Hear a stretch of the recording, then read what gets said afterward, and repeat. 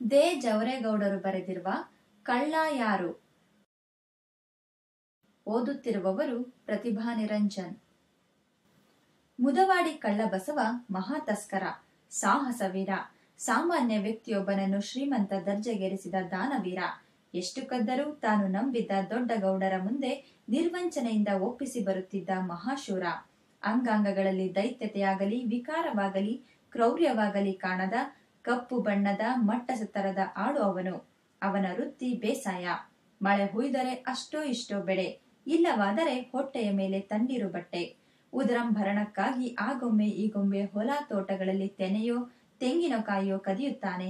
ಒಮ್ಮೊಮ್ಮೆ ಮನೆಗಳಲ್ಲಿಯೂ ಇಲ್ಲದಾಗ ಕನ್ನ ಹಾಕುತ್ತಾನೆ. ಮನುಷ್ಯ ದೇವರ ಸೃಷ್ಟಿಯಾದರೆ ಕಳ್ಳ ಸಮಾಜದ ಸೃಷ್ಟಿ. ತನ್ನಲ್ಲಿಲ್ಲದ ವಸ್ತುಗಳನ್ನು ಉಳ್ಳವರಿಂದ ಕಳ್ಳ ಪಡೆಯಲು ಯತ್ನಿಸುತ್ತಾನೆ. ಆಕಳನ್ನು, ಹೆಂಡತಿಯ ಓಲೆಯನ್ನು ಕಳ್ಳರು ಒಯ್ಯುವಾಗ ಬಸವಣ್ಣ ಕಳ್ಳತನವನ್ನು ಸಮರ್ಥಿಸುತ್ತಾರೆ. ಆದರೆ ಕದ್ದ ವಸ್ತುಗಳನ್ನು ಬೇರೊಬ್ಬರಿಗೆ ಕೊಟ್ಟು ಬಿಡುವಾಗ ಕಳ್ಳ ಯಾರು? ಕದ್ದವನೋ, ಕದ್ದದ್ದನ್ನು ಲಪಟಾಯಿಸಿಕೊಂಡವನೋ? ಕಳ್ಳತನವೊಂದು ಕಲೆಯೂ ಹೌದು, ತಂತ್ರವೂ ಹೌದು. ಬುದ್ಧಿಬಲ, ಭುಜಬಲ, ಹೃದಯ ಬಲ ಮೂರೂ ಅವನಲ್ಲಿ ಯಥೇಚ್ಛವಾಗಿರಬೇಕು. ಕಾಳು ಕಡ್ಡಿ ಬಟ್ಟೆ ಬರಗಳ ಕಳ್ಳತನದ ಪ್ರಾಥಮಿಕ ತರಗತಿಯಿಂದ ಮನೆ, ಮಠ, ದೇವಾಲಯಗಳ ದರೋಡೆಯ ಸ್ನಾತಕೋತ್ತರ ತರಗತಿಗಳವರೆಗೆ ಶಿಕ್ಷಣದ ಗರಡಿಯಲ್ಲಿ ಮೆಹನತ್ತು ಮಾಡಬೇಕಾಗುತ್ತದೆ. ಬಸವ ಮೊದಲು ತನ್ನ ನೆಂಟರಿಷ್ಟರ ಮನೆಯಲ್ಲಿಯೇ ಪ್ರಥಮ ಪ್ರಯೋಗ ನಡೆಸುತ್ತಾನೆ. ಹೆಣ್ಣು ಕೊಟ್ಟ ಮಾವ 30-40 ಮೇಕೆಗಳನ್ನು ಸಾಕಿದ್ದ. ಕೊಬ್ಬಿದ ಒಂದು ಹೋತದ ಮೇಲೆ ಅವನ ಕಣ್ಣು ಬೀಳುತ್ತದೆ. ಮಾವ ಮಾವ, ಒಂದು ಹೋತ ಕೊಡೋ, ತಿನ್ಬೇಕಂತ ಆಸೆ ಆಗ್ತದೆ ಅಂತ ಕೇಳಿದ ಬಸವ. ತಮಾಷೆ ಮಾಡ್ಬೇಡ, ಸುಮ್ಕಿರೋ, ಈಗ ಬೇಡ, ನೀನು ಕೇಳುವ ಹೋತವನ್ನ ದೇವರಿಗೆ ಬಿಟ್ಟಿದ್ದೇನೆ ಎನ್ನುತ್ತಾನೆ ಮಾವ. ಬಸವ ತಿಂಗಳೊಪ್ಪತ್ತು ತೆಪ್ಪಗಿದ್ದ. ಮಳೆಗಾಲದ ಒಂದು ದಿನ ಸಂಜೆ ದನಕರುಗಳು, ಮೇಕೆ, ಕುರಿ ಕಾಡಿನಿಂದ ಊರಿಗೆ ಬರುವ ದಾರಿಯಲ್ಲಿ ಮರೆಯಲ್ಲಿ ಕಾದು ಕುಳಿತ. ಮಳೆ ಸೋನೆಯಾಗಿ ಸುರಿಯುತ್ತಿತ್ತು. ದನಗಾಯಿ, ಕುರಿಗಾಯಿಗಳು ನಿರಾತಂಕವಾಗಿ ಮಂದೆಗಳ ಹಿಂದೆ ದೂರದಲ್ಲಿ ಬರುತ್ತಿದ್ದರು.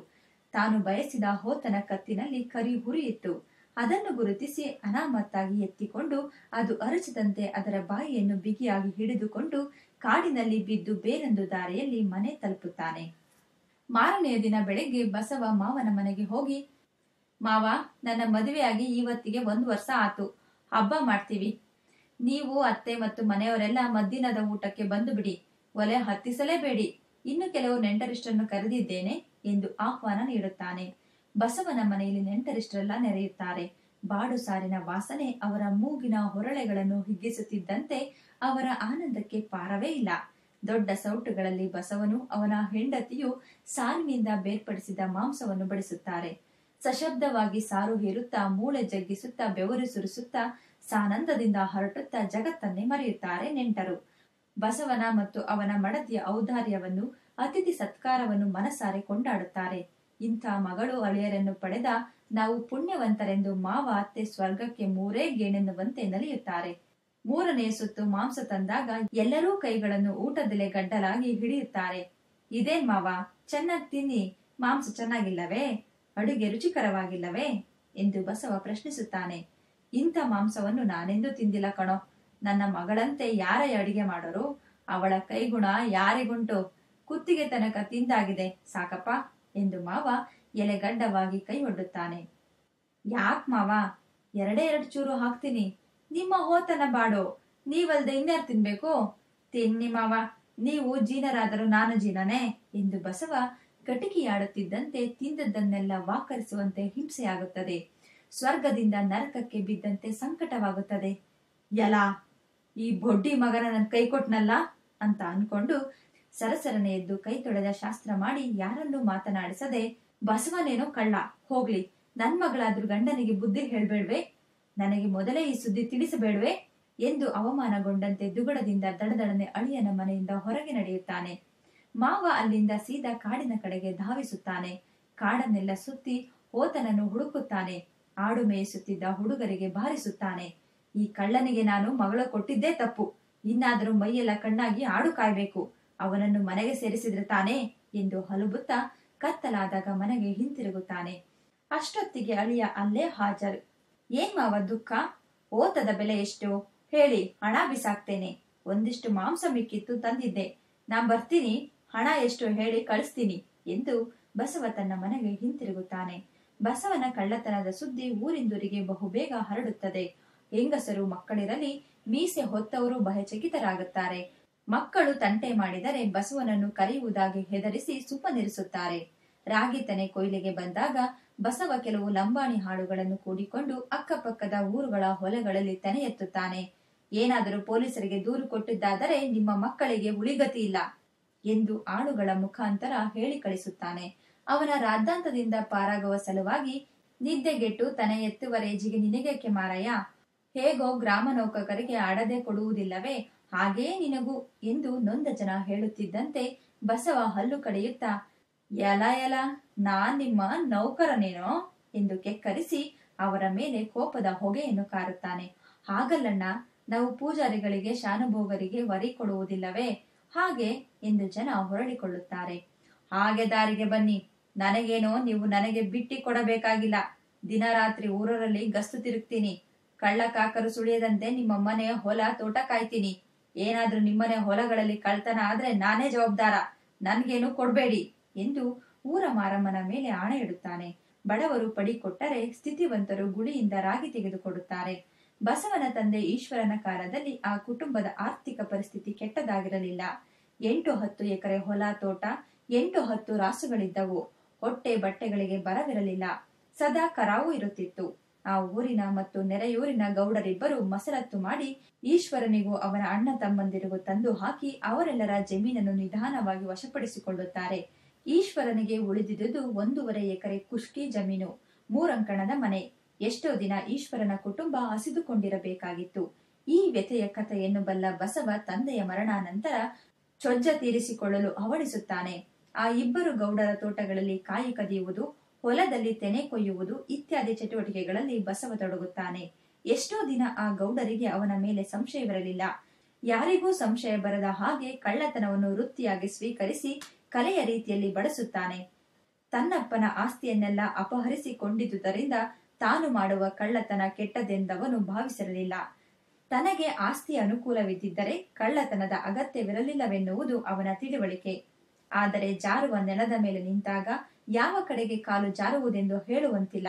ಬಸವನ ಹೆಂಡತಿ ಗಿರಿಯಮ್ಮನಿಗೆ ತನ್ನ ಗಂಡನ ಸಾಹಸ ಕ್ರೀಡೆಯನ್ನು ಕಂಡು ಹೆಮ್ಮೆ. ತನ್ನಪ್ಪನ ಹೋತವನ್ನು ಹಿಡಿದುಕೊಂಡು ಬಂದಾಗಲೇ ಅವಳು ಆಕ್ಷೇಪವೆತ್ತಿರಲಿಲ್ಲ. ಸಡಗರದಿಂದ ಭೋಜನ ಕಣಿ ಮಾಡಿದ್ದಳು. ಯಾವ ವಿಧಾನದಿಂದಾದರೂ ಹೊಟ್ಟೆ ಹೊರೆಯಬೇಕಲ್ಲವೇ. ಉಳದೆ, ಗಾಳಿ ಹೊಡೆಯದೆ, ಅಗೆಯದೆ, ಬಿತ್ತದೆ, ಮಳೆರಾಯನಿಗೆ ಕಾಯದೆಯೇ ಸಾಕಷ್ಟು ದವಸ ಧಾನ್ಯ ಸಲೀಸಾಗಿ ದೊರೆಯುವಾಗ ಅನ್ಯ ಚಿಂತೆ ಏಕೆ? ತಾನು ಸಹ ಬಿಸಿಲಿನಲ್ಲಿ ಒಣಗಬೇಕಾಗಿಲ್ಲ, ಮಳೆಯಲ್ಲಿ ನೆನೆಯಬೇಕಾಗಿಲ್ಲ, ಬೆವರಬೇಕಾಗಿಲ್ಲ, ರಕ್ತ ಬಸಿಯಬೇಕಾಗಿಲ್ಲ. ಕೂದಲಲುಗದಂತೆ ಸಂಸಾರ ನಡೆಯುತ್ತಿರುವಾಗ ಗಂಡನ ಬಗ್ಗೆ ಅವಳಿಗೆ ಗೌರವ ಇದ್ದದ್ದೇ. ಮಹಾಪತಿವ್ರತೆಯಂತೆ ಗಂಡನ ಬೇಕು ಬೇಡಗಳನ್ನು ನಗುನಗುತ್ತಾ ಪೂರೈಸುತ್ತಾಳೆ, ಉರಿದುಂಬಿಸುತ್ತಾಳೆ. ಬಸವನು ತನ್ನ ಹೆಂಡತಿಯ ರಸಿಕತೆಗಾಗಿ, ಉಪಚಾರಕ್ಕಾಗಿ ಮಾರು ಹೋಗುತ್ತಾನೆ. ಆಭರಣ ಸುವಸ್ತ್ರಾದಿಗಳಿಂದ ಅವಳನ್ನು ತೃಪ್ತಿಪಡಿಸುತ್ತಾನೆ. ಬಸವನಂತ ವೀರನ ಸಾಹಸಕ್ಕೆ ಮುದವಾಡಿಯ ಸುತ್ತಮುತ್ತಣ ಪ್ರದೇಶ ಕಿರಿದಾಗುತ್ತದೆ. ದೂರದ ಸಂತೆ ಜಾತ್ರೆಗಳು ಅವನಿಗೆ ಸುಸಮೃದ್ಧ ಮೇವುಗಾಡಾಗುತ್ತವೆ. ದಿನ ಕಳೆದಂತೆ ಕಳ್ಳತನ ಅವನಿಗೊಂದು ಕಲೆಯಾಗಿ, ವೃತ್ತಿಯಾಗಿ ಪರಿಣಮಿಸುತ್ತದೆ. ಪೊಲೀಸರಿಗೆ, ಅಧಿಕಾರಿಗಳಿಗೆ ಎಣ್ಣೆ ಬೆಣ್ಣೆ ಸವರುವ ಕಲೆಯೂ ಅವನಿಗೆ ಅನುಭವದಿಂದ ಪ್ರಾಪ್ತವಾಗುತ್ತದೆ.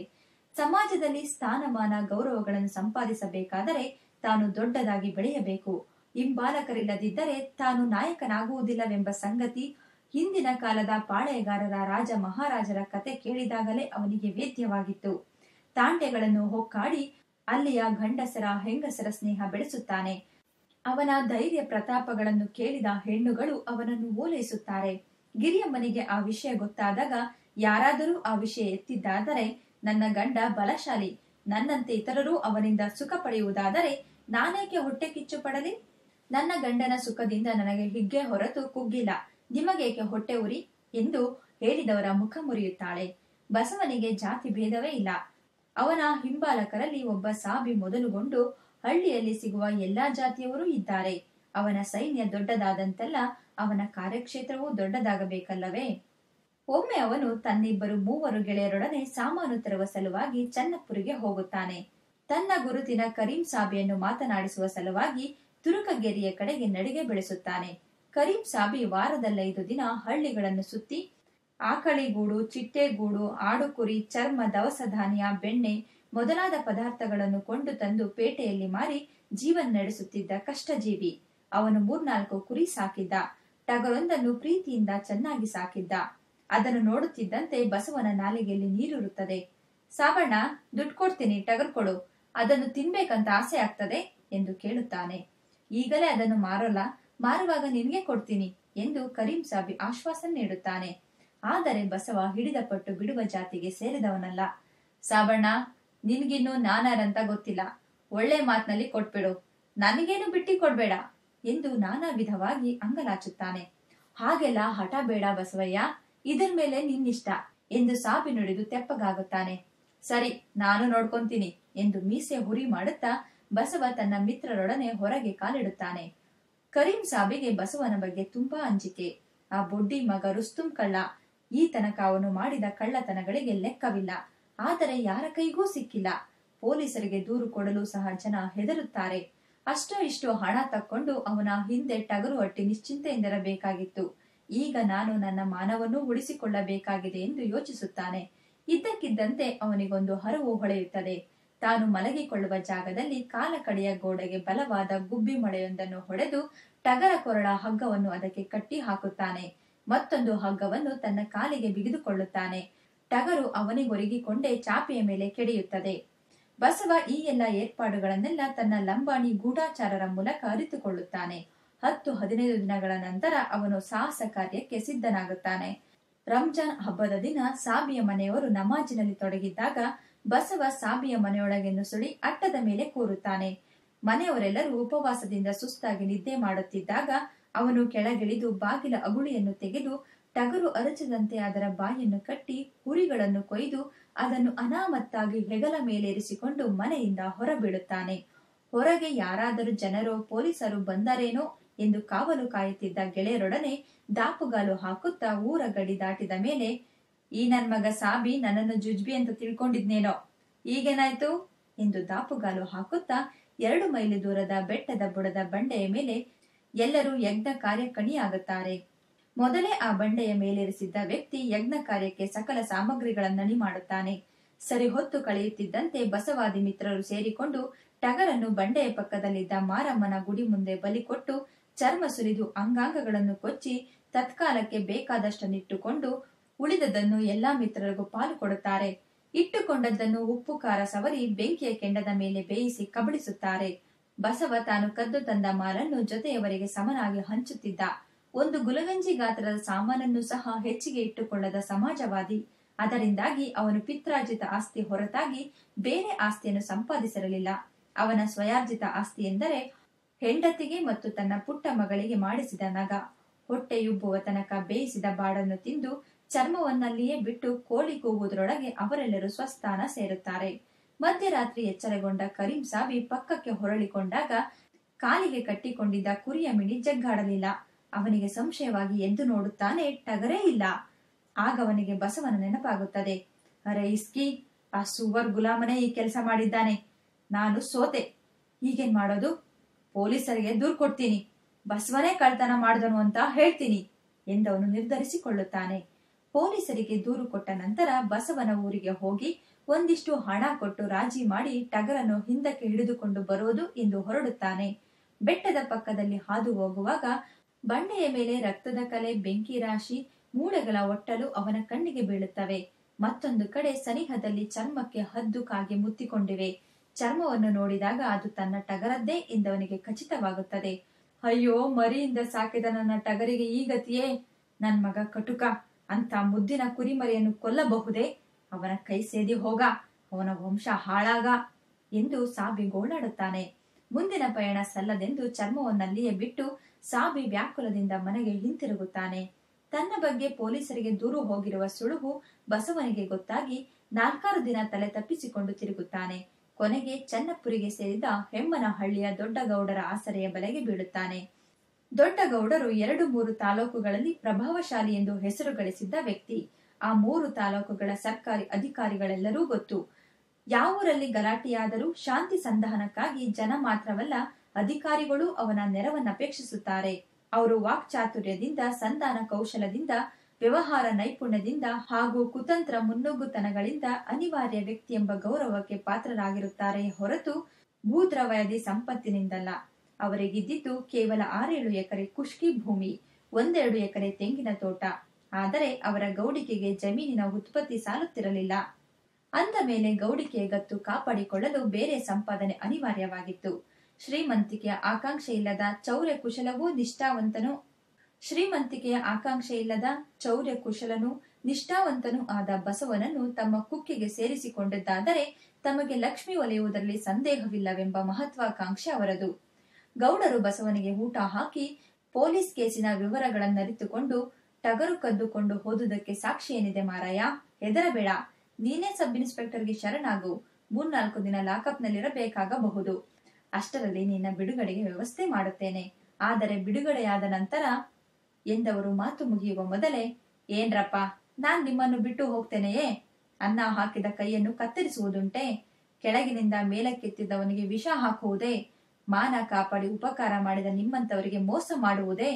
ಎಂದು ಬಸವ ತನ್ನ ಪ್ರೀತಿಯ ಮಗಳ ಮೇಲೆ ಆಣೆ ಇಟ್ಟು ಗೌಡರ ಕೈ ಮೇಲೆ ಕೈ ಇಟ್ಟು ಗದ್ಗದಿಸುತ್ತಾ ಆಶ್ವಾಸ ನೀಡುತ್ತಾನೆ. ಬಸವ ನೇರವಾಗಿ ಚನ್ನಪುರಿಯ ಸಬ್ ಇನ್ಸ್ಪೆಕ್ಟರ್ ಕಚೇರಿಗೆ ಹೋಗಿ ಶರಣಾಗತನಾಗುತ್ತಾನೆ. ಗೌಡರು ಹೇಳಿಕೊಟ್ಟಿದ್ದಂತೆ ಸಬ್ ಇನ್ಸ್ಪೆಕ್ಟರ್ ಮುಂದೆ ಹೇಳಿಕೆ ನೀಡುತ್ತಾನೆ. ಕರೀಂ ಸಾಬಿ ಗೊತ್ತಿದ್ದರೂ ಅವನ ಮನೆ ಕಡೆಗೆ ಎಂದೂ ಹೋದದ್ದಿಲ್ಲವೆಂದು, ಟಗರಿನ ವಿಷಯ ತನಗೇನೂ ಗೊತ್ತಿಲ್ಲವೆಂದು ತನ್ನ ಹೇಳಿಕೆಯನ್ನು ಸ್ಪಷ್ಟಪಡಿಸುತ್ತಾನೆ. ತನ್ನ ಗಂಡ ಲಾಕಪ್ನಲ್ಲಿದ್ದುದನ್ನು ತಿಳಿದ ಗಿರಿಯಮ್ಮನ ಸಂಕಟ ಹೇಳತೀರದು. ಭೂತ ಬೇತಾಳಗಳ ಕೈಗೆ, ರಾಕ್ಷಸರ ಕೈಗೆ ಸಿಗುವುದು, ಪೊಲೀಸರ ಕೈಗೆ ಸಿಗುವುದು ಒಂದೇ. ಹೊಡೆದು ಬಡಿದು ಒದ್ದು ಹಣ್ಣುಗಾಯಿ ನೀರುಗಾಯಿ ಮಾಡುತ್ತಾರೇನೋ ಎಂಬ ಭಯ ಅವಳಿಗೆ. ಪೊಲೀಸರ ಬಗ್ಗೆ ತಾನು ಕೇಳಿದ್ದ ಕಥೆಗಳನ್ನೆಲ್ಲ ನೆನೆಸಿಕೊಂಡು ಗೋಡ್ಗರೆಯುತ್ತಾಳೆ. ತನ್ನಪ್ಪನಿಗೆ ಏನೂ ಆಗಿರಬೇಕೆಂದು ಏನೂ ಅರಿಯದ ಪುಟ್ಟಿಯು ತಾಯಿಯ ಕೊರಳಿಗೆ ನೇತು ಹಾಕಿಕೊಂಡು ಆಕ್ರಂದಿಸುತ್ತಾಳೆ. ಅಪ್ಪ ಬರ್ತಾರೆ, ಸುಮ್ನಿರಮ್ಮ ಎಂದು ಪುಟ್ಟಿ ತಾಯಿಯನ್ನು ತಬ್ಬಿಕೊಂಡು ದುಃಖಡಿಸುತ್ತಾ ಹಾಗೆಯೇ ನಿದ್ದೆ ಹೋಗುತ್ತಾಳೆ. ಮಗು ನಿದ್ದೆಯಿಂದೆದ್ದಾಗ ಒಂದಿಷ್ಟು ಗಂಜಿ ಉಣ್ಣಿಸಿ ಗಿರಿಯಮ್ಮ ತಾನು ಮಾತ್ರ ನೀರನ್ನು ಮುಟ್ಟುವುದಿಲ್ಲ. ಗಂಡನ ಕಳ್ಳತನಕ್ಕೆ ತಾನೂ ಸಾಮಿಲಾದುದು ತಪ್ಪು ಎಂದವಳು ಕೊರಗುತ್ತಾಳೆ. ಎದೆ ತಲೆ ಬಡಿದುಕೊಂಡು ಸುಸ್ತಾಗಿ ಬಿದ್ದುಕೊಂಡಿರುತ್ತಾಳೆ. ಪಕ್ಕದ ಮನೆಯಾಕೆ ಬಂದು ಮಗುವಿಗೆ ಗಂಜಿ ಕಾಯಿಸಿ ಕುಡಿಸುತ್ತಾಳೆ. ಬಸವನಿಗೆ ಕೊಟ್ಟ ಮಾತಿನಂತೆ ದೊಡ್ಡ ಗೌಡರು ಪೊಲೀಸ್ ಹಾಗೂ ಅಮಲ್ದಾರ ಕಚೇರಿಗಳಲ್ಲಿ ಸುತ್ತಾಡಿ ಅವನ ಬಗ್ಗೆ ವಾದಿಸುತ್ತಾರೆ. ಬಸವ ತಪ್ಪಿತಸ್ಥನಲ್ಲನೆಂದು ಅವರಿಗೆ ಮನದಟ್ಟು ಮಾಡಿಕೊಡುತ್ತಾರೆ. 3 ದಿನದ ಲಾಕಪವಾಸ ಅವನಿಗೆ ನರಕ ಯಾತನೆಯಾಗುತ್ತದೆ. ತನ್ನೂರ ಗೌಡರ ದೆಸೆಯಿಂದಾಗಿ ತಾನು ಕಳ್ಳತನ ಕಿಳಿಯಬೇಕಾಯಿತೆಂಬ ನೆನಪಿನಿಂದಾಗಿ ಕೋಪ ಮಾತ್ಸರ್ಯಗಳ ಗಷ್ಟ ಮನದಾಳದಿಂದ ಮೇಲಕ್ಕೇಳುತ್ತದೆ. ಮರುಕ್ಷಣವೇ ಅವನಿಗೆ ಹೆಂಡತಿ ಮತ್ತು ಮಕ್ಕಳ ನೆನಪಾಗುತ್ತದೆ. ಪುಟ್ಟಿಯನ್ನು ನೆನೆದು ರೋಧಿಸುತ್ತಾನೆ. ಅಪ್ಪ ಊರಿನಲ್ಲಿದ್ದಾಗ ಪುಟ್ಟಿ ಅವನನ್ನು ಬಿಟ್ಟಲಗುವುದಿಲ್ಲ. ಅವನ ಹಿಂದೆಯೇ ಸುತ್ತುತ್ತಾಳೆ.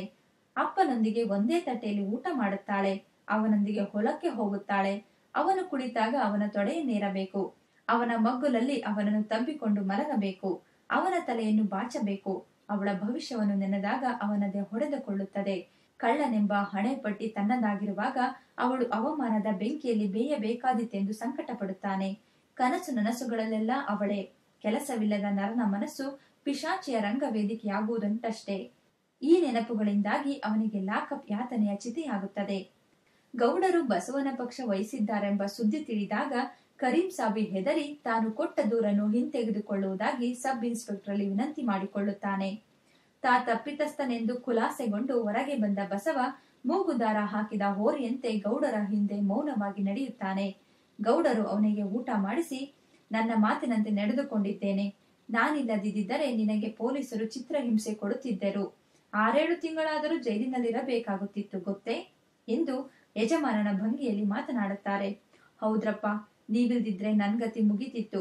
ನಾನಿನ್ಮೇಲೆ ಕಳ್ತನ ಬಿಟ್ಬಿಟ್ಟು ನಿಮ್ಮನೆ ಬಾಗ್ಲ ಕಾಯ್ಕೊಂಡಿರ್ತೇನೆ, ಜೀತ ಮಾಡ್ಕೊಂಡಿರ್ತೇನೆ ಎಂದು ಬಸವ ಅಂಗಲಾಚುತ್ತಾನೆ. ಜೀತ ಗೀತ ಬೇಡೋ ಬಸವ, ನಿನ್ನ ವೃತ್ತಿ ಏಕೆ ಬಿಡ್ತೀಯಾ? ನಾನ್ ಹೇಳ್ದಂಗೆ ಕೇಳ್ತೀನಿ ಅಂತ ನನಗೆ ಭಾಷೆ ಕೊಟ್ಟಿದ್ದೀಯಲ್ಲೋ. ಹೆಬ್ಬೂರು ನಿನಗೆ ಗೊತ್ತಿಲ್ವೇನು? ಅಲ್ಲೊಂದು ಮಠ ಇದೆ. ಆಸ್ತಿ ಆಭರಣ ಗಾಡಿಗಟ್ಟಲೆ ಇದೆ. ಅಲ್ಲಿ ಹಾರುವ ಹೆಗ್ಗಣಗಳು ಸೇರ್ಕೊಂಡು ಲೂಟಿ ಮಾಡ್ತಾ ಇವೆ. ಆ ಆಸ್ತಿ ಪಾಸ್ತಿ ಯಾರೋ ಆ ಮಠಕ್ಕೆ ಕೊಟ್ಟರು ಗೊತ್ತೇನೋ ನಿಂಗೆ? ಹಾಳು ಶೂದ್ರ ಮುಂಡೆ ಕಣೋ. ಹಾರುವರು ಮಾತ್ರವೇ ಏಕೆ ತಿನ್ಬೇಕೋ? ಒಂದು ಅಮಾವಾಸ್ಯೆ ರಾತ್ರಿ ನಿನ್ನ ಗೆಳೆಯರ ಬಳಗ ಕರ್ಕೊಂಡು ಹೋಗಿ ಪೆಟ್ಟಿಗೆಗಳನ್ನು ದೇವರ ಮೇಲೆ ಹಾಕಿರುವ ಒಡವೆಗಳನ್ನು ಹೊಡ್ಕೊಂಡ್ ಬಾ. ನಾನು ನೀನು ಹಂಚ್ಕೊಳ್ಳೋಣ ಎಂದು ಗೌಡರು ತಮ್ಮ ಸಂಚನ್ನು ಬಿಚ್ಚುತ್ತಾರೆ. ಬಸವ ತನ್ನ ಕುಟುಂಬದ ಆಸ್ತಿಯನ್ನಪಹರಿಸಿದ್ದ ಗೌಡರ ಮೇಲಣ ಸೇಡಿನಿಂದಾಗಿ ಹೊಟ್ಟೆಪಾಡಿಗಾಗಿ ಸಣ್ಣ ಪುಟ್ಟ ಕಳ್ಳತನಗಳನ್ನು ಮಾಡುತ್ತಿದ್ದನೇ ಹೊರತು ದೊಡ್ಡ ಕಳ್ಳತನವಾಗಲಿ ದೊಡ್ಡ ಆಸ್ತಿಯ ಅಪಹರಣವಾಗಲಿ ಅವನಿಗೆ ಬೇಕಾಗಿರಲಿಲ್ಲ. ಅದರಲ್ಲಿಯೂ ದೇವರ ಆಭರಣ ಕದಿಯುವುದೆಂದರೆ, ದೇವಸ್ಥಾನದ ಆಸ್ತಿಯನ್ನು ಅಪಹರಿಸುವುದೆಂದರೆ ಮಹಾಪಾಪವೆಂದು, ಅದರಿಂದ ತನಗೆ ಕೇಡು ತಪ್ಪದೆಂಬುದನ್ನು ತಿಳಿದಿದ್ದನು. ಗೌಡರ ಮಾತು ಸಿಡಿಲಾಗಿ ವಿಷದ ಶೂಲವಾಗಿ ಅವನ ಕಿವಿಗಳನ್ನಪ್ಪಳಿಸುತ್ತವೆ. ಅವನ ಬಾಯಿಯಿಂದ ಮಾತೇ ಹೊರಡುವುದಿಲ್ಲ. ಏಕೋ ಗರಬಡಿದನಂತೆ ಸುಮ್ಮನಾದೆ? ನೀನು ಕೊಟ್ಟ ಭಾಷೆ ಮರೆತು ಹೋಯ್ತೇನೋ? ನಿನಗೇನೂ ಅಪಾಯ ಒದಗದಂತೆ ನಾನು ನೋಡ್ಕೊಳ್ತೇನೆ. ನೀನಾದ್ರೂ ದಿನಾಲೂ ಹೊಟ್ಟೆ ಬಟ್ಟೆ ಚಿಂತೆ ಏಕೆ ಮಾಡ್ಬೇಕು? ಒಂದಿಷ್ಟು ಕೂಡಿಟ್ಟುಕೋ ಎಂದು ಗೌಡರು ಅವನನ್ನು ಪುಲಾಯಿಸುತ್ತಾರೆ. ದೇವರೊಡವೆ ಮುಟ್ಟಿದ್ರೆ ಕೈ ಸೇದೋಗೋದಿಲ್ವೇ? ದೇವಸ್ಥಾನದ ಆಸ್ತಿ ಲಪ್ಟಾಯಿಸಿದವರು ಯಾರು ಉದ್ಧಾರ ಆಗೋಲ್ಲ. ನಾನಾದ್ರೂ ಆಸ್ತಿ ಯಾರಿಗಾಗಿ ಕೂಡಿಡ್ಬೇಕು? ಇರೋದು ಒಂದು ಹೆಣ್ಬೋಕಿ. ನಮ್ಮಪ್ಪನ ಹತ್ರ ಸ್ವಲ್ಪ ಆಸ್ತಿ ಇತ್ತು, ಅದನ್ನವನು ಉಳಿಸ್ಕೊಂಡವನೇ. ಎಂತೆಂತ ಶ್ರೀಮಂತರು ಏನೇನೋ ಆಗವ್ರೆ. ಇದೆಲ್ಲ ಬೇಡ ಒಡೆಯ. ಇನ್ನೇನಾದ್ರೂ ಹೇಳಿ, ನೀವು ಕಾಲಲ್ಲಿ ತೋರಿಸಿದ್ದನ್ನು ತಲೆ ಮೇಲೆ ಹೊತ್ಕೊಂಡ್ ಮಾಡ್ತೀನಿ ಎಂದು ಬಸವ ಅಂಗಲಾಚುತ್ತಾನೆ. ಅಲ್ವೋ ಬಸವ, ನನ್ಗೇನೆ ಬುದ್ಧಿ ಹೇಳ್ತಾ ಇದ್ದೀಯಲ್ಲ? ಗುಡಿಲಿ ದೇವರು ಇದ್ದಾನೇನಯ್ಯ? ಇದ್ದಿದ್ರೆ ದೇವರ ಆಸ್ತಿ ತಿನ್ನೋ ಹಾರುವರು ನಿರ್ನಾಮ ಆಗ್ತಾ ಇದ್ರು. ಅದೊಂದು ಕಲ್ಲು ಕಣೋ, ಕಲ್ಲು. ದೇವರು ಅನ್ನೋನು ಸಹ ಬಡಬಗ್ರನ್ನು ಗೋಳ್ಗುಡಿಸಿ ಆಸ್ತಿ ಸಂಪಾದನೆ ಮಾಡ್ತಾನೆ. ದೇವರ ಆಸ್ತಿ ನಿನಗೆ ಬೇಡ, ನನ್ಗೆ ತಂದ್ಕೊಡು. ಆಡಿದ ಮಾತು ಉಳಿಸ್ಕೊ. ನಾನು ನಿನ್ನನ್ನು ಕಾಯ್ಕೊಂತೀನಿ. ಹಂಗೆಂಬುದು ಬ್ರಹ್ಮ ಪಿಶಾಚಿ. ಅದಕ್ಕೆ ಶರಣಾದರೆ ಮಾನ ಮರ್ಯಾದೆ, ಆಸ್ತಿ ಪಾಸ್ತಿ, ಆತ್ಮ ಸ್ವಾಭಿಮಾನ ಯಾವುದೂ ಉಳಿಯೋದಿಲ್ಲ. ಎಲ್ಲವನ್ನು ನುಂಗಿ ನೊಣೆಯುತ್ತದೆ. ಬಸವ ಕಳ್ಳನಾದರೂ ಅವನಿಗೊಂದು ನೀತಿಯುಂಟು. ಸಂಗ್ರಹ ಅವನ ಜಾಯಮಾನದಲ್ಲಿಲ್ಲ. ದೇವರು ದಿಂಡರಲ್ಲಿ ಮುಗ್ಧ ಭಕ್ತಿಯುಂಟು. ಕಳ್ಳತನಕ್ಕೆ ಹೋಗುವಾಗಲೂ ಅಪ್ಪನನ್ನು ನೆನೆಯುತ್ತಾನೆ. ಊರಮ್ಮನಿಗೆ ಕೈ ಮುಗಿದು ತನ್ನ ಮಗಳನ್ನು ಮುದ್ದಿಸಿ ಹೋಗುತ್ತಾನೆ. ಆಸೆ ಬುರುಕನಿಗೆ ದೇವರೂ ಇಲ್ಲ, ದಯೆಯೂ ಇಲ್ಲ, ನೀತಿಯಂತೂ ಇಲ್ಲವೇ ಇಲ್ಲ.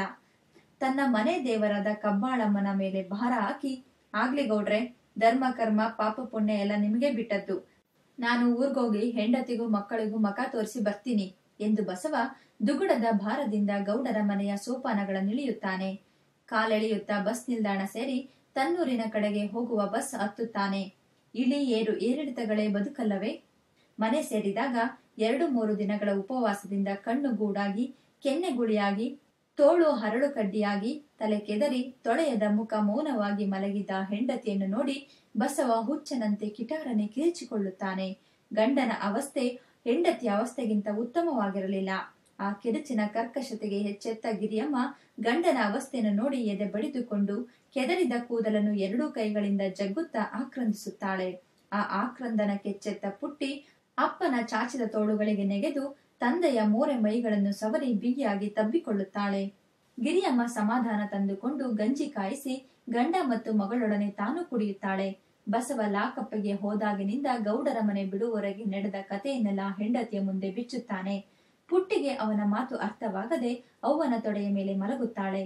ಗೌಡರ ಉಪಕಾರಕ್ಕಾಗಿ ಗಿರಿಯಮ್ಮನ ಮನಸ್ಸಿಗೆ ಕ್ಷಣಕಾಲ ತುಸು ಸಮಾಧಾನವಾದರೂ ಅವರಿಗೆ ಕೊಟ್ಟ ಮಾತು ನಡೆಸಿಕೊಡಬೇಕಾದ ಸಂಗತಿ ಕಾದ ಸೀಸದಂತೆ ಅವಳ ಕಿವಿಯನ್ನು ಹೋಗುತ್ತದೆ. ಅಯ್ಯೋ ದೇವ್ರೆ, ನಿನಗೆ ಕಣ್ಣಿಲ್ವೇ? ಕರುಣೆ ಇಲ್ವೇ? ಬಡವರಿಗೆ ಯಾವಾಗಲೂ ಇದೇ ಗತಿ. ಬೇಡಪ್ಪ, ಹೋಗಬೇಡಪ್ಪ. ಒಪ್ಪತ್ತುಂಡು ನಿಶ್ಚಿಂತೆಯಾಗಿ ಮಲಗೋಣ. ಅದಕ್ಕಿಂತ ಬೇರೆ ಭಾಗ್ಯ ಬೇಡ ಎಂದು ಗಿರಿಯಮ್ಮ ಹಲಬುತ್ತಾಳೆ. ಕೊಟ್ಟ ಮಾತಿಗೆ ತಪ್ಪುವುದಾದರೂ ಹೇಗೆ? ದೇವರೇ ಇದನ್ನೆಲ್ಲ ಮಾಡಿಸ್ತಾ ಇದ್ದಾನೆ. ಅವನಿಚ್ಛೆ ಇದ್ದಂತಾಗಲಿ. ಮಗು ಮಲಗಿದ್ದಾಗಲೇ ಬೆಳಿಗ್ಗೆ ನಾನು ಹೋಗ್ತೇನೆ. ಪುಟ್ಟಿಯನ್ನು ಚೆನ್ನಾಗಿ ನೋಡ್ಕೋ ಎಂದು ಹೆಂಡತಿಗೆ ಸಮಾಧಾನ ಹೇಳಿ ಗೌಡರು ಕೊಟ್ಟಿದ್ದ 25 ರೂಪಾಯಿಗಳನ್ನು ಅವಳ ಕೈಗಿಡುತ್ತಾನೆ. ತನ್ನನ್ನೇ ತಬ್ಬಿಕೊಂಡು ಮಲಗಿದ್ದ ಪುಟ್ಟಿಯನ್ನು ನೆನೆದು ನೀರವವಾಗಿ ಬಸವ ಅಳುತ್ತಾನೆ. ಕೋಳಿ ಕೂಗಿದ ಕೂಡಲೇ ಉಪಾಯವಾಗಿ ಮಗಳ ಅಪ್ಪುಗೆಯಿಂದ ಬಿಡಿಸಿಕೊಂಡು ಹೊರಡಲು ಸಿದ್ಧನಾಗುತ್ತಾನೆ. ನಿದ್ದೆಯಲ್ಲಿಯೇ ಮಗು ಬೆಚ್ಚುತ್ತಾಳೆ. ತನ್ನ ಓಲೆ ಭಾಗ್ಯಕ್ಕೆ ಕೇಡು ತಟ್ಟಬಾರದೆಂದು ಗಿರಿಯಮ್ಮ ಅದನ್ನು ಕಣ್ಗೊತ್ತಿಕೊಳ್ಳುತ್ತಾ ಗೋಳಿಡುತ್ತಾ ಗಂಡನನ್ನು ಕಳಿಸಿಕೊಡುತ್ತಾಳೆ. ಬಸವ ತನ್ನ ಸೈನ್ಯದೊಡನೆ ದೊಡ್ಡ ಗೌಡರ ಮನೆ ಸೇರುತ್ತಾನೆ. ಗೌಡರು ಹೆಬ್ಬೂರು ಮಠ ಹಾಗೂ ದೇವಾಲಯಗಳ ಧರ್ಮದರ್ಶಿಯಾಗಿದ್ದರಿಂದ ಅವರಿಗೆ ಅಲ್ಲಿಯ ಒಂದೊಂದಗುಲ ಜಾಗವೂ ಗೊತ್ತು. ಹಗಲಿರಳು ಪ್ರತಿಕ್ಷಣವೂ ಅಲ್ಲಿ ಏನೇನು ನಡೆಯುತ್ತದೆಂಬುದೂ ಗೊತ್ತು. ಎಲ್ಲೆಲ್ಲಿ ಏನೇನಿದೆ ಎಂಬುದೂ ಗೊತ್ತು. ಅವರ ಗಮನಕ್ಕೆ ಬಾರದೆ ಅಲ್ಲಿಯ ಯಾವೊಂದು ವ್ಯವಹಾರವಾಗಲಿ ವಹಿವಾಟಾಗಲಿ ನಡೆಯುತ್ತಿರಲಿಲ್ಲ. ಅವರು ಚಾಲೂಕಿನ ಮಾತುಬಾರಿಯ ಪ್ರಭಾವಶಾಲಿ ವ್ಯಕ್ತಿಯಾದ್ದರಿಂದ ಎಲ್ಲ ಧರ್ಮದರ್ಶಿಗಳು ಮಾತ್ರವಲ್ಲ, ಆ ಸಂಸ್ಥೆಗಳಿಗೆ ಸಂಬಂಧಪಟ್ಟ ಎಲ್ಲರೂ ಅವರನ್ನು ಗೌರವದಿಂದ ಕಾಣುತ್ತಿದ್ದರು. ಅವರು ಹೇಳಿದ್ದನ್ನು ಮಾಡುತ್ತಿದ್ದರು. ಅಷ್ಟೇ ಅಲ್ಲ, ಮಠಕ್ಕೆ ಸೇರಿದ 100 ಎಕರೆ ಗದ್ದೆ ತೋಟಗಳ ವ್ಯವಸಾಯದ ಜವಾಬ್ದಾರಿಯೂ ಅವರಿಗೆ ಸೇರಿದುದಾಗಿತ್ತು. ಆ ಆಸ್ತಿಗೆ ತಾವೇ ಹಕ್ಕುದಾರರೆನ್ನುವ, ಮಠಕ್ಕೆ ನಿಗದಿಯ ಗುತ್ತಿಗೆ ಹಣ ಮಾತ್ರ ಸಲ್ಲಬೇಕೆನ್ನುವ ಅರ್ಥ ಬರುವಂತ ಚಪ್ಪೋಡು ಅವರ ಹೆಸರಿಗಿತ್ತು. ಇದರಿಂದಾಗಿ ಅವರಿಗಾರೂ ಆ ಸುತ್ತಮುತ್ತಣ ಪ್ರದೇಶಗಳಲ್ಲಿ ಎದುರಾಳಿ ಇರಲಿಲ್ಲ, ನಿಜ. ಆದರೆ ಕೆಲವು ಊರುಗಳ ಗೌಡರು ದೊಡ್ಡ ಗೌಡರ ಎಲ್ಲಾ ಶೀಘ್ರ ಶ್ರೀಮಂತಿಕೆಯನ್ನು, ದಕ್ಕಡಿಕೆಯನ್ನು, ಪ್ರತಿಷ್ಠೆಯನ್ನು ತಮ್ಮ ಮೇಲನ ಆಕ್ರಮಣ ಸನ್ನಾಹವೆಂದೇ ತಿಳಿದು ಅವರ ಮೇಲೆ ಕೋಪ ಕಾರುತ್ತಾರೆ. ದೊಡ್ಡ ಗೌಡರು ಸಹ ಒಬ್ಬರ ಮೇಲೆ ಮತ್ತೊಬ್ಬರ ನೆತ್ತಿ ಕಟ್ಟುವ ಕಸುಬನ್ನು ಮುಂದುವರಿಸುತ್ತಾರೆ. ಒಂದು ದಿನ ತಮ್ಮೂರಿನ ಬಳಿಯ ಹೊಸೂರಿನ ಪೊತ್ತೇಗೌಡನಿಗೂ ಅವರಿಗೂ ನಡುವೆ ಮಾತಿಗೆ ಮಾತು ಬೆಳೆದು ಕೈ ಮಿಲಾಯಿಸುತ್ತಾರೆ. ಕೊನೆಗೆ ಪೊತ್ತೇಗೌಡ ಜೈಲಿನಲ್ಲಿ 1 ವರ್ಷ ಕೊಳೆಯಬೇಕಾಗುತ್ತದೆ. ದೊಡ್ಡ ಗೌಡರು ಗುಡಿ ಹಾಗೂ ಮಠದಲ್ಲಿ ಯಾರು ಯಾರು ಎಲ್ಲೆಲ್ಲಿ ಮಲಗುತ್ತಾರೆ, ಬೆಳ್ಳಿ ಚಿನ್ನ ವಜ್ರ ವೈಡೂರ್ಯಗಳು ಎಲ್ಲೆಲ್ಲಿವೆ, ಎಲ್ಲಿ ಸುಲಭವಾಗಿ ಕನ್ನ ಹಾಕಬಹುದು ಎಂದು ಬಸವ ಪರಿವಾರಕ್ಕೆ ತರಬೇತಿ ನೀಡುತ್ತಾರೆ. ಹೊರಗಿಬ್ಬರು ಗೌಡರ ಪಡ್ಡೆ ಹುಡುಗರು ಕಾವಲಾಗಿರುತ್ತಾರೆಂದು ಅವರಿಗೆ ಕಳ್ಳು ಕಾಚಾಣ ತೋರಿಸಿದರೆ, ಜೊತೆಗೆ ಸ್ವಲ್ಪ ಅಫೀಮು ಬೆರೆಸಿದರೆ ಅವರು ಗಾಢ ನಿದ್ರೆಗೊಳಗಾಗುವರೆಂದು, ಒಳಗೆ ಮಲಗುವ ಪೂಜಾರಿ ಪುರೋಹಿತರಿಗೆ ಮಚ್ಚು ತೋರಿಸಿದರೆ ಉಚ್ಚೆ ಹುಯ್ದುಕೊಂಡು ಒಬ್ಬರನ್ನೊಬ್ಬರು ಅಪ್ಪಿಕೊಂಡು ನಡುಗುತ್ತಾ ಮುದುಡಿಕೊಂಡಿರುವರೆಂದು ಗೌಡರು ಅಲ್ಲಿನ ಎಲ್ಲಾ ವಿವರಗಳನ್ನು ನೀಡುತ್ತಾರೆ. ಬಸವ ತನ್ನ ಮನೆ ದೇವರನ್ನು ನೆನೆಯುತ್ತಾನೆ. ಶ್ರೀಮಂತರಿಗೆ, ರಾಜಕಾರಣಿಗಳಿಗೆ ಪಾಪ ಪ್ರಜ್ಞೆಯಾಗಲಿ ದೈವ ವಿಶ್ವಾಸವಾಗಲಿ ಇಲ್ಲವಲ್ಲ, ಹೀಗಾದರೆ ಜಗತ್ತು ಉಳಿಯುತ್ತದೆಯೇ ಎಂದವನು ಚಿಂತಿಸುತ್ತಾನೆ. ಕೊಟ್ಟ ಮಾತನ್ನುಳಿಸಿಕೊಳ್ಳುವುದು ದೈವ ಪೂಜೆ ಎಂದು ತಿಳಿದು ಮುಂದಿನ ಸಾಹಸೋದ್ಯಮಕ್ಕೆ ಮನಸ್ಸನ್ನಣಿಗೊಳಿಸಿಕೊಳ್ಳುತ್ತಾನೆ. ಸಾಹಸ ಕಾರ್ಯಕ್ಕೆ ಧುಮುಕುವ ಮುನ್ನ ಬಸವನ ಪರಿವಾರ 4 ದಿನ ವೇಷಾಂತರದ ಮೂಲಕ ಹೆಬ್ಬೂರು ಮತ್ತು ಅದರ ಸುತ್ತಮುತ್ತಣ ಪ್ರದೇಶದಲ್ಲಿ ಗುಡ್ಡಗಾಡುಗಳಲ್ಲಿ ಅಲೆದಾಡುತ್ತಾರೆ. ಕಣ್ಣಲ್ಲಿ ಕಣ್ಣಿಟ್ಟು ಎಲ್ಲಾ ಜಾಗಗಳನ್ನು ಪರಿಶೀಲಿಸುತ್ತಾರೆ. ಕಾವಲುಗಾರರ ಸ್ನೇಹ ಬೆಳೆಸಿ ಮಠ ಗುಡಿಗಳ ಮೂಲೆ ಮೊಡಕುಗಳನ್ನೆಲ್ಲ ಅಜಮಾಯಿಸಿ ಮಾಡುತ್ತಾರೆ, ಸೋಸುತ್ತಾರೆ. ಹೊರಬಾಗಿಲಿನ ಬೀಗಗಳ ಕೀಲಿ ಕೈಗಳನ್ನು ಕಾವಲುಗಾರರಿಂದ ಪಡೆದುಕೊಂಡು ದ್ವಿಪ್ರತಿ ಮಾಡಿಸಿಕೊಳ್ಳುತ್ತಾರೆ. ತೊರೆಯ ಬದಿಯಲ್ಲಿ ತೆಂಗಿನ ತೋಟದ ಮಧ್ಯೆ ನಿದ್ರೆಯಲ್ಲಿ ಮುಳುಗಿದ್ದ ಗುಡಿ ಮಠಗಳನ್ನು ಪ್ರವೇಶಿಸಲು ದ್ವಾದಶಿಯನ್ನಾರಿಸಿಕೊಳ್ಳುತ್ತಾರೆ ಬಸವನ ಸಂಗಡಿಗರು. ನಟ್ಟಿರುಳಿನಲ್ಲಿ ಹುಲಿಯ ಮೊಗವಾಡ ಧರಿಸಿದ ಬಸವನು ಅವನ 3 ಗೆಳೆಯರು ಗುಡಿಯೊಳಗೆ ದೇವರಿಗೆ ನಮಸ್ಕಾರ ಹಾಕಿ ಮಠವನ್ನು ಪ್ರವೇಶಿಸುತ್ತಾರೆ, ನೇರವಾಗಿ ಮುಂದಣ ಬಾಗಿಲ ಮೂಲಕ. ಕಾವಲುಗಾರರು ಮತ್ತಿನಿಂದ 7ನೆಯ ಸ್ವರ್ಗದಲ್ಲಿದ್ದಾಗ ಒಳಗೆ ಅಗುಳಿ ಹಾಕಿಕೊಂಡು ಬ್ಯಾಟರಿ ಬೆಳಕು ಹಿಡಿದು ಮಲಗಿದ್ದ ಹಾರುವಯ್ಯಗಳನ್ನೆಬ್ಬಿಸುತ್ತಾರೆ. ಕಣ್ಣು ಬಿಟ್ಟಿದ್ದೆ ತಡ ಹುಲಿ ವೇಷವನ್ನು ಕಂಡು ನಡುಗುತ್ತಾ ಹಚ್ಚಡವನ್ನು ಮೈಗೆಲ್ಲ ಸುತ್ತಿಕೊಂಡು ಮುದುಡುತ್ತಾರೆ.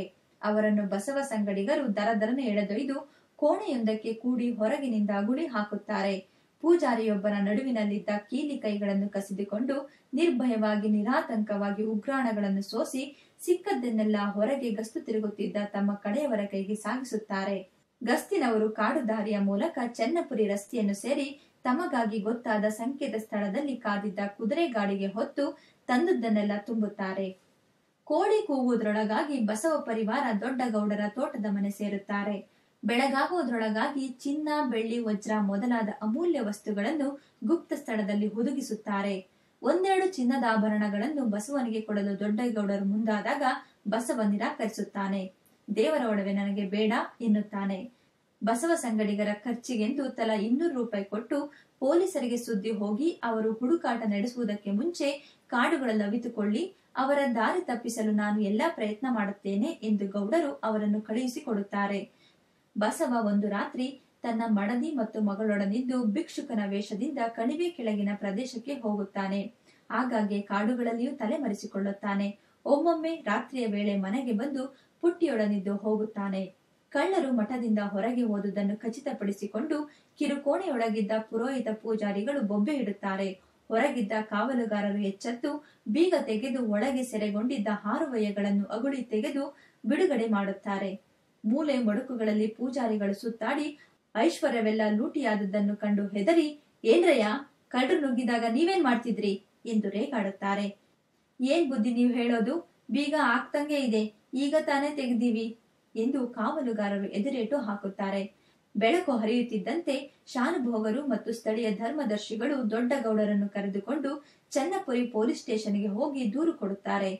ದೊಡ್ಡ ಗೌಡರ ಬುದ್ಧಿ ಹಾಗೂ ಅನುಭವಗಳೀಗ ಚುರುಕಾಗಿ ಕೆಲಸ ಮಾಡುತ್ತವೆ. ತಮ್ಮ ಮೇಲೆ ಅಥವಾ ತಮ್ಮ ಕಡೆಯವರ ಮೇಲೆ ಯಾವ ಆರೋಪವೂ ಬರದಂತೆ ಎಚ್ಚರಿಕೆ ವಹಿಸಬೇಕಾದ್ದು ಅವರ ಪ್ರಪ್ರಥಮ ಅಗತ್ಯವಾಗುತ್ತದೆ. ಬೇರೆ ಕಡೆಗೆ ಪೊಲೀಸರ ಗಮನ ತಿರುಗಿಸಬೇಕೆಂದು ಅವರು ಹವಣಿಸುತ್ತಾರೆ. ಕೊಲೆಯ ಆಪಾದನೆಯ ಮೇಲೆ 7-8 ವರ್ಷ ಜೈಲುವಾಸ ಅನುಭವಿಸಿ ಮನೆಗೆ ಬಂದಿದ್ದ ಅವ್ವೇರಹಳ್ಳಿ ಚನ್ನೇಗೌಡನನ್ನು ಈ ಕಳ್ಳತನದ ಪ್ರಕರಣದಲ್ಲಿ ಸಿಕ್ಕಿಸಬೇಕೆಂದು ತಮ್ಮ ಬುದ್ಧಿಯನ್ನೆಲ್ಲ ಖರ್ಚು ಮಾಡುತ್ತಾರೆ. ಪೂಜಾರಿ ಪುರೋಹಿತರೇ ತಮ್ಮ ಬಂಧುಗಳೊಡನೆ ಶಾಮೀಲಾಗಿ ಕದ್ದಿರಬೇಕೆಂದು ದೂರು ಕೊಡಬಹುದಲ್ಲವೇ? ಸ್ಥಳವನ್ನು ಅಜಮಾಯಿಷಿ ಮಾಡಿದ ಉನ್ನತ ದರ್ಜೆಯ ಪೊಲೀಸ್ ಅಧಿಕಾರಿಗಳಿಗೆ ಆಶ್ಚರ್ಯ. ಕನ್ನವಿಲ್ಲದೆ ಬಾಗಿಲ ಬೀಗ ತೆಗೆಯದೆ ಕಳ್ಳತನ ನಡೆದಿರುವುದಾದರೂ ಹೇಗೆ? ಒಳಗಿನವರ ಕುಮ್ಮಕ್ಕಿಲ್ಲದೆ ಕಳ್ಳತನ ನಡೆದಿರಲಾರದೆಂದವರು ತೀರ್ಮಾನಿಸುತ್ತಾರೆ. ಗೌಡರು ಕುಯುಕ್ತಿಯಿಂದ ಚೆನ್ನೈಗೌಡ ಕಳ್ಳತನದ ಹಿಂದಿದ್ದಾರೆಂಬ ಕೃತಕವನ್ನು ಪೊಲೀಸ್ ವರದಿಯಲ್ಲಿ ಸೇರಿಸಲು ಯಶಸ್ವಿಯಾಗುತ್ತಾರೆ. ಪೂಜಾರಿ, ಪುರೋಹಿತ, ಕಾವಲುಗಾರರನ್ನು ಪೊಲೀಸರೇ ಆರೋಪಿಗಳೆಂದು ದಾಖಲಿಸುತ್ತಾರೆ. ಕಾನೂನು ಪರೀಕ್ಷೆಯಲ್ಲಿ ಪಾಸು ಮಾಡದಿದ್ದರೂ ದೊಡ್ಡ ಗೌಡರು ಕಾನೂನು ತಜ್ಞರಾಗಿದ್ದು ವಕೀಲರಿಗೆ ಪಾಠ ಹೇಳಿಕೊಡುತ್ತಿದ್ದುದುಂಟು. ನ್ಯಾಯಮೂರ್ತಿಯ ತೀರ್ಪು ಪೊಲೀಸರ ವರದಿ, ವಕೀಲರ ವಾದ, ಸಾಕ್ಷಿಗಳ ಹೇಳಿಕೆಗಳನ್ನು ಅವಲಂಬಿಸಿದೆ ಎಂಬುದು, ಆ ತೀರ್ಪು ಕಾನೂನು ಸಮ್ಮತವಾಗಿದ್ದರೂ ನ್ಯಾಯಯೋಗ್ಯವಾಗಿರಲಾರದೆಂಬುದು ಅವರಿಗೆ ಗೊತ್ತಿತ್ತು. ಚೆನ್ನೈಗೌಡನನ್ನು ಬಂಧಿಸದಿದ್ದರೂ ಅವನು ವಕೀಲರನ್ನಿಟ್ಟುಕೊಂಡು ಕೋರ್ಟಿಗೆ ಅಲೆಯಬೇಕಾಗುತ್ತದೆ. ಪೂಜಾರಿ, ಪುರೋಹಿತ, ಕಾವಲುಗಾರರು ಬಂಧನಕ್ಕೊಳಗಾಗುತ್ತಾರೆ. ಸಾಕ್ಷಿಗಳನ್ನು ಗುರುತಿಸುವಲ್ಲಿ, ಅವರಿಗೆ ತರಬೇತಿ ನೀಡುವಲ್ಲಿ ಗೌಡರೇ ಮುತುವರ್ಜಿ ವಹಿಸುತ್ತಾರೆ. ಬೀಸುವ ದೊಣ್ಣೆಯಿಂದ ತಾವು ತಮ್ಮವರು ಪಾರಾದವೆಂಬುದು ಅವರ ಸಮಾಧಾನ. ಆದರೂ ಕಳ್ಳತನವೇ ಕಸುಬಾಗುಳ್ಳವನೆಂದು ಪ್ರಖ್ಯಾತನಾಗಿದ್ದ ಬಸವನ ಮೇಲೆ ಪೊಲೀಸರು ಕಣ್ಣು ಇದ್ದೇ ಇತ್ತು. ಆದರೆ ಅವನನ್ನು ಪತ್ತೆ ಮಾಡುವ ಸಾಮರ್ಥ್ಯವಂತೂ ಅವರಲ್ಲಿ 0. ಈ ಪ್ರಸಂಗ ಕೋರ್ಟಿನಲ್ಲಿ ದಾಖಲೆಯಾದರೂ ಪೊಲೀಸಿನವರು ಸಾಕ್ಷಿ ಪುರಾವೆಗಳನ್ನು ಒದಗಿಸುವಲ್ಲಿ ತುಂಬಾ ವಿಳಂಬವಾಗುತ್ತದೆ. ಗೌಡರಿಗೆ ಬೇಕಾದ್ದೂ ಇದೆಯೇ? ವಿಳಂಬವಾದಷ್ಟು ಕೇಸು ದುರ್ಬಲವಾಗುತ್ತದೆಂಬುದು ಅವರಿಗೆ ಗೊತ್ತು. ಭಿಕ್ಷಾಟನೆ, ಸಣ್ಣ ಪುಟ್ಟ ಕಳ್ಳತನಗಳ ಮೂಲಕ ಜೀವನ ನಿರ್ವಹಣೆ ನಡೆಸಿಕೊಂಡು ಚಿಲ್ಲರೆ ಗಂಟುಗಳನ್ನುಳಿಸಿಕೊಂಡು ಬಸವ ಒಂದು ರಾತ್ರಿ ಮನೆಗೆ ಬರುತ್ತಾನೆ. ಅವನು ಜಗತ್ತಿನಿಂದ ಮರೆಯಾಗಿರಬೇಕೆಂದು ಅವನನ್ನು ಕಂಡವರ ಭ್ರಮೆ. ಅಷ್ಟು ಹೊತ್ತಿಗೆ ಮಗಳು ಪುಟ್ಟಿಗೆ 10 ವರ್ಷ. ಎಲ್ಲಿದ್ದರೂ ಎಲ್ಲಿ ಹೋದರೂ ಮಗಳನ್ನು ನೆನೆಯುತ್ತಾ ಅಂತ ಚೆಂದುಳ್ಳಿ ಮಗುವಿನೊಡನಿದ್ದು ಸಾಕಲಾರದ ಪಾಪಿ ತಾನೆಂದು ತನ್ನನ್ನವನು ಶಪಿಸಿಕೊಳ್ಳುತ್ತಾನೆ. ಮನೆಗೆ ಬಂದು 1-2 ದಿನ ಇದ್ದಾಗ, ನಾನು ಪಾಪಿ, ಹೆಂಡತಿಯನ್ನು ಸಾಕಲಾರದ ದುಷ್ಟ ಎಂದು ಗಿರಿಯಮ್ಮನೊಡನೆ ಹೇಳಿಕೊಂಡು ಗೋಳಾಡುತ್ತಾನೆ. ಕಳ್ಳರು ನೀವಲ್ಲ, ಉಳ್ಳವರು. ನನ್ನ ಪಾಲಿಗೆ ನೀವು ದೇವರು. ಮತ್ತೆ ಮತ್ತೆ ನೀವು ಹೀಗೆ ಹೇಳುವುದಾದರೆ ನಾನು ಪ್ರಾಣ ಕಳೆದುಕೊಳ್ಳುತ್ತೇನೆ ಎಂದವಳು ಗಂಡನನ್ನು ಸಂತೈಸುತ್ತಾಳೆ. ನನ್ನಪ್ಪ ನನ್ನಮ್ಮ ದೇವರಂತವರು. ಅವರ ಹೊಟ್ಟೆಯಲ್ಲಿ ನನ್ನಂತ ನೀಚ ಹುಟ್ಟಬಹುದೇ? ನನ್ನವನನ್ನು ನಿನ್ನಲ್ಲಿ ಕಾಣ್ತೇನೆ ಮಗು. ಕಳ್ಳನ ಮಗಳೆಂಬ ಹೆಸರು ನನ್ನಿಂದಾಗಿ ನಿನಗಂಟಿಕೊಂಡಿದೆಯವ್ವ. ಈ ಬಡವನ ಕಳ್ಳನ ಮಗಳನ್ನು ಯಾರು ಮದುವೆ ಆದರು ಎಂದು ಬಿಕ್ಕಳಿಸುವಾಗ ಮೀಸೆ ಗಡ್ಡಗಳ ಕುರುಚಲು ಕಾಡಿನಲ್ಲಿ ಹರಿಯುವ ಆಶ್ರು ಪ್ರವಾಹವನ್ನು ಮಗಳು ತನ್ನ ಲಂಗದ ತುದಿಯಿಂದ ಒರೆಸುತ್ತಾ, ನೀನು ಕಳ್ಳನಲ್ಲ ಅಪ್ಪ, ದೇವರ ದುಡ್ಡನ್ನು ತಿಂದವರು ಕಳ್ಳರು. ಜನ ಏನು ಹೇಳಿದರೂ ದೇವರಿಗೆ ಗೊತ್ತಿಲ್ವೇ? ನನಗೆ ಮದುವೆಯೇ? ಆ ಚಿಂತೆ ಈಗಲೇ ಏಕಪ್ಪ. ನೀನು ನನ್ನಪ್ಪನಾಗಿ ಉಳಿದರೆ ಸಾಕು. ನನ್ನಪ್ಪ ಎಂತವನೆಂಬುದು ನನಗೆ ಗೊತ್ತು, ದೇವರಿಗೆ ಗೊತ್ತು. ಬೇರೆಯವರಿಗೆ ಗೊತ್ತಾಗಿ ಏನಾಗಬೇಕು? ಅಪ್ಪ, ನೀನೆಲ್ಲಿಯೇ ಇರು, ಚೆನ್ನಾಗಿರು ಎಂದು ಅವನನ್ನು ತಬ್ಬಿಕೊಂಡು ಪುಟ್ಟಿ ನೀರವವಾಗಿ ಅಳುತ್ತಾಳೆ. ಅವನ ಗಂಟ ಕೆನ್ನೆಗಳನ್ನು ಸವರುತ್ತಾ, ಎಷ್ಟು ಇಳಿದು ಹೋಗಿದ್ದೀಯಾ ಅಪ್ಪ? ಕೆನ್ನೆ ಕುಳಿ ಬಿದ್ದಿದೆ, ಮೇಳೆ ಎದ್ದು ಕಾಣುತ್ತಿದೆ, ಕತ್ತಿನ ಕೆಳಗಿನ ಮೂಳೆ ಒಂಟುಕೊಂಡಂತಿದೆ. ಇನ್ನೂ ವೇಷ ಮರೆಸಿಕೊಂಡು ಅಲೆದಾಡಬೇಕೇ? ನಿಮ್ಮ ವೃತ್ತಿಗೆ ಕೊನೆ ಇಲ್ಲವೇ ಎಂದು ಆಲ್ಪರಿಯುತ್ತಾಳೆ. ನಾನು ಬಿಟ್ಟರೂ ಅದು ನನ್ನನ್ನು ಬಿಡದವ್ವ. ದೊಡ್ಡ ಗೌಡರ ಸಾವಾಸ ಮಾಡಿ ನಾ ಕೆಟ್ಟೆ. ಈಗ ಬಿಟ್ಟರೆ ನನಗೆ ಜೈಲೇ ಗತಿ. ಅವರಿಗೆ ದೇವರು ಹೆದರಿಕೊಂಡಿರುವಂತೆ ಕಾಣ್ತದೆ. ಅವರ ಆಸೆಗೆ ಮಿತಿ ಇಲ್ಲ. ಬರ್ತೀನವ್ವ ಎಂದು ಬಸವ ಮಗಳ ತಲೆ ಸವರಿ ಗಲ್ಲವನ್ನು ನೇವರಿಸಿ ಹೆಂಡತಿಯನ್ನೊಮ್ಮೆ ನೋಡಿ ನರಕದ ಪ್ರಪಂಚಕ್ಕೆ ಕಾಲಿಡುತ್ತಾನೆ. ಗೌಡರ ಊರಿನ ಕಡೆಗೆ ಮುಖವಾಗುತ್ತಾನೆ. ಗೌಡರ ಶ್ರೀಮಂತಿಕೆ ವಿದ್ಯುತ್ ವೇಗದಲ್ಲಿ ಕಲ್ಪನೆಗೂ ಮೀರಿ ಕನಸಿನ ಪವಾಡವೆಂಬಂತೆ ಬೆಳೆಯುತ್ತದೆ. ಅದರಿಂದಾಗಿ ಅವರ ಶತ್ರು ಸಮೂಹವು ಶ್ರೀಮಂತಿಕೆಯ ಪ್ರಮಾಣಕ್ಕನುಗುಣವಾಗಿ ವರ್ತಿಸುತ್ತದೆ. ಬಸವ ಕದ್ದು ತಂದು ಕೊಟ್ಟ ಚೆಪ್ಪೋಡನ್ನು ಆವಿಸಿ ಅದಕ್ಕೆ ಬದಲಾಗಿ ಕೃತ್ರಿಮ ಚೆಪ್ಪೋಡನ್ನು ತಯಾರಿಸಿ ಮಠಕ್ಕೆ ಸೇರಿದ ಸುಮಾರು 500 ಎಕರೆ ಗದ್ದೆಯನ್ನು ಸ್ವಂತಗೊಳಿಸಿಕೊಳ್ಳುತ್ತಾರೆ. ಜನರ ಮಾತ್ಸರ್ಯಾಗ್ನಿ ದುಳ್ಳೆರಿಯಾಗಿ ಚಾಚುತ್ತಿದ್ದಾಗ ಅವರ ಮನಸ್ಸಿನ ಶಾಂತಿ ಹದಗೆಡುತ್ತದೆ. ಬಸವನನ್ನು ಜೈಲಿಗೆ ಕಳಿಸದೆ ಹೊರಗೆ ಬಿಟ್ಟಿದ್ದಾದರೆ ತನ್ನ ಸಂಪತ್ತಿನ ಮೂಲ ಪ್ರಪಂಚಕ್ಕೆ ಗೊತ್ತಾಗಿ ತನಗೆ ಅವಮಾನವಾಗಬಹುದೆಂಬ ಶಂಕೆ ಅವರನ್ನು ಪೀಡಿಸುತ್ತದೆ. ಮೀಸೆ ಗಡ್ಡಗಳು ಮುಚ್ಚಿದ ಮುಖದ ಮಲಿನ ವಸ್ತ್ರಧಾರಿಯ ವ್ಯಕ್ತಿ ತಮ್ಮ ಮುಂದೆ ನಿಂತಾಗ ಅವನೇ ಬಸವನೆಂಬ ಗುರುತು ಗೌಡರಿಗೆ ಸಿಗಲಿಲ್ಲ. ಯಾರಪ್ಪ ನೀವು? ಯಾವ ಮಠದವರು? ನನ್ನಿಂದೇನಾಗಬೇಕಾಗಿದೆ ಎಂದು ಪ್ರಶ್ನಿಸುತ್ತಾರೆ. ಏನ್ರಪ್ಪ, ನನ್ ಗುರುತು ಸಿಗ್ಲಿಲ್ವೇ? ನಾನು ಬಸವ ಎಂದು ನುಡಿದಾಗ ಅವನ ವೇಷವನ್ನು ನೋಡಿಯೇ ಗೌಡರಿಗೆ ದಿಗಿಲಾಗುತ್ತದೆ. ಅವನೊಬ್ಬ ಸಾಧುವಿರಬೇಕೆಂದು ಅವರಿಗೆ ಭಾಸವಾಗುತ್ತದೆ. ನೀನು ನಿಜಕ್ಕೂ ಬಸವನೇನೋ? ಇದೆಲ್ಲ ವೇಷ ಯಾಕೋ ಎಂದವನನ್ನು ಕೇಳುತ್ತಾರೆ. ತಲೆಮರೆಸಿಕೊಂಡು ವೇಷ ಬದಲಾಯಿಸಿಕೊಂಡು ಎಲ್ಲಾದ್ರೂ 1 ವರ್ಷ ಇದ್ದು ಬಾ ಅಂತ ನೀವೇ ಹೇಳಿಲ್ವೇನಪ್ಪ ಎಂದು ಬಸವ ನುಡಿದಾಗ, ಬೇಷ್ ಕಣೋ, ಎಂಥ ಗೂಢಚಾರನಾಗಿರಲಿ ನಿಮ್ಮಪ್ಪ ನಿಮ್ಮವ್ವ ಸಮಾಧಿಯಿಂದ ಎದ್ದು ಬಂದ್ರು ನಿನ್ ಗೊತ್ತು ಸಿಗೋಲ್ಲ ಎಂದು ಗೌಡರು ಅವನ ಭುಜ ತಟ್ಟಿ ಮೆಚ್ಚುಗೆ ಸೂಚಿಸುತ್ತಾರೆ. ನೀನೇನಾದ್ರೂ ಮಠದ ಕಳ್ಳತನದ ಕೇಸಿನಲ್ಲಿ ಸಿಕ್ಕಿಕೊಂಡಿದ್ರೆ ಜೀವಾವಧಿ ಜೈಲು ಶಿಕ್ಷೆ ಅನುಭವಿಸಬೇಕಾಗಿತ್ತೆಂದು ಚನ್ನೇಗೌಡನಿಗೆ 1 ವರ್ಷ, ಪೂಜಾರಿ ಪುರೋಹಿತರಿಗೆ ಹಾಗೂ ಕಾವಲುಗಾರರಿಗೆ ತಲಾ 7 ವರ್ಷ ಸೆರೆವಾಸದ ಶಿಕ್ಷೆ ದೊರಕಿತೆಂದು ಗೌಡರು ವಿಜಯವೀರರಂತೆ ತಮ್ಮ ಶೌರ್ಯವನ್ನು ಪ್ರದರ್ಶಿಸುವವರಂತೆ ಕೊಚ್ಚಿಕೊಳ್ಳುತ್ತಾರೆ. ಗರ್ವ ಪ್ರದರ್ಶನದ ಮೂಲಕ ಬಸವನನ್ನು ಹೆದರಿಸುವುದು ಗೌಡರ ಉದ್ದೇಶಗಳಲ್ಲೊಂದು. ಆಸೆಗೆ ಮಿತಿಯಿರಬೇಕು ಗೌಡ್ರೆ. 10 ಪೀಳಿಗೆಗಾಗುವಷ್ಟು ಸಂಪಾದನೆ ಮಾಡಿದ್ದೀರಿ. ಹೀಗೆ ನೀವು ಮುಂದುವರೆದಿದ್ದಾದರೆ ಸಂಪಾದಿಸಿರುವುದನ್ನು ಉಳಿಸಿಕೊಳ್ಳಲಾರಿರಿ ಎಂದು ಬಸವ ಮುಂಗಾಣಿಕೆ ಕಂಡವನಂತೆ ನುಡಿಯುತ್ತಾನೆ. ಬಸವ, ನಿನ್ನ ಉಪದೇಶ ಬೇಡ. ಕೊನೆಯದಾಗಿ ನನ್ನ ಒಂದೇ ಒಂದು ಆಜ್ಞೆಯನ್ನು ನಡೆಸಿಕೊಡು. ಆಮೇಲೆ ನೀನು ಸ್ವತಂತ್ರ. ಮೈಸೂರಿನ ಚಾಮುಂಡಿ ದೇವಾಲಯದಲ್ಲಿ ಸಾಕಷ್ಟು ಚಿನ್ನ ಬೆಳ್ಳಿ ಆಭರಣಗಳಿವೆ. ನಿನ್ನ ಕೈಲಾದಷ್ಟು ತಂದುಕೊಡು. ಇಲ್ಲ ಈಗಲೇ ಜೈಲಿಗೆ ಹೋಗಲು ಸಿದ್ಧನಾಗು. ಬಸವ ಕ್ಷಣಕಾಲ ಸ್ತಂಭೀಭೂತನಾಗುತ್ತಾನೆ. ತುಸು ಹೊತ್ತಿನ ನಂತರ, ಅಯ್ಯೋ, ಆ ಮಹಾತಾಯಿಗೆ ಅಪಚಾರ ಮಾಡಲೇ. ಮಹಾಪಾಪ, ಮಹಾಪಾಪ. ನನ್ನ ಪೂರ್ವಿಕರೆಲ್ಲರೂ ನನ್ನ ಪಾಪದಿಂದಾಗಿ ನರಕಕ್ಕುರುಳುತ್ತಾರಲ್ಲವೇ ಎಂದು ಚಿಂತಿಸುತ್ತಾನೆ. ಗೌಡರೇ, ಇದೊಂದು ಬಿಟ್ಟು ಬೇರೆ ಏನನ್ನಾದರೂ ಹೇಳಿ ಮಾಡುತ್ತೇನೆ ಎಂದು ಪಿಸುಗುಡುತ್ತಾನೆ ಬಸವ. ಚಾಮುಂಡಮ್ಮನ ದೇವಾಲಯದಲ್ಲಿ ಇವ ಕಳ್ಳತನ ಮಾಡುವುದಾದರೆ ಇವನು ಬಚಾವಾಗಲಾರ. ಇವನಿಗೆ ಜೀವಾವಧಿ ಶಿಕ್ಷೆ ಕಟ್ಟಿಟ್ಟ ಬುತ್ತಿ ಎಂಬುದು ಗೌಡರ ತೀರ್ಮಾನ. ಲೋ ಬಸವ, ನನ್ ಮಾತ್ ಕೇಳ್ದಿದ್ರೆ ನಿನ್ನ ಹಣೆ ಬರಹ. ನಿನ್ನ ಯೋಗಕ್ಷೇಮಕ್ಕೆಲ್ಲ ನೀನೇ ಹೊಣೆಗಾರ. ಇನ್ನು ನನ್ ಮನೆಗೆ ಬರ್ಬೇಡ, ಇಲ್ಲಿಂದ ಹೊರಡು ಎಂದವರು ಗರ್ಜಿಸುತ್ತಾರೆ.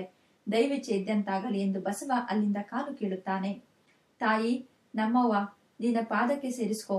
ನನ್ನೆಲ್ಲ ಪಾಪಗಳನ್ನು ಕ್ಷಮಿಸು. ಶ್ರೀಮಂತರ ಸಹವಾಸ ಮಾಡಿ ಮೋಸ ಹೋದೆ ಎಂದು ಬಸವ ಆಗಾಗ್ಗೆ ಚೀರುತ್ತಾನೆ. ತನ್ನನ್ನು ತಾನೇ ಶಪಿಸಿಕೊಳ್ಳುತ್ತಾನೆ.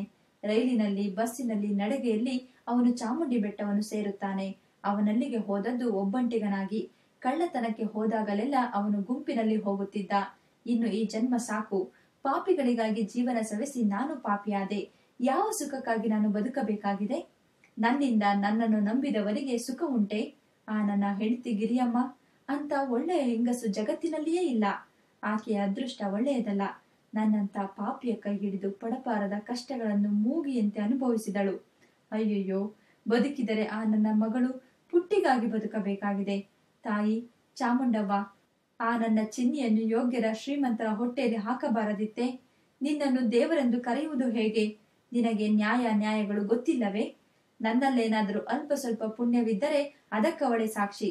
ನನ್ನ ಪುಟ್ಟ, ನನ್ನ ಚಿನ್ನಿ, ನನ್ನ ಜೀವ ಎಂದು ಕಿಟಾರನೆ ಕಿರಿಚಿಕೊಂಡು ತಾನು ಕುಳಿತಿದ್ದ ಬಂಡೆಯಿಂದ ಕೆಳಗುರುಳುತ್ತಾನೆ.